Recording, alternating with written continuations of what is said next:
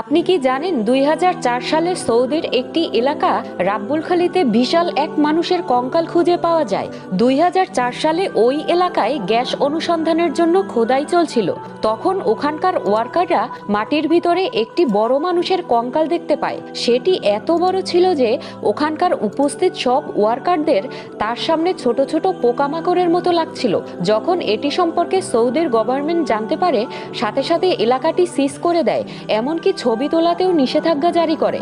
আসলে এই কঙ্কালটি কমে আদ জাতির লোকেদের ছিল, যে জাতির কথা মহান আল্লাহ তাআলা পবিত্র কুরআনে সূরা শুআরায় উল্লেখ করেছেন। আল্লাহ আজ পর্যন্ত এত বিশাল আকৃতির মানুষ আর সৃষ্টি করেননি। এরা এতটাই লম্বা আর শক্তিশালী ছিল যে এক হাতেই বিশাল বিশাল গাছ উপড়ে ফেলতে পারত। কিন্তু এই কওমের লোকেরা আল্লাহর নাফরমানি করেছিল, যার কারণে তাদের উপরে আযাব নাজিল হয় এবং তারা ধ্বংসপ্রাপ্ত হয়ে যায়।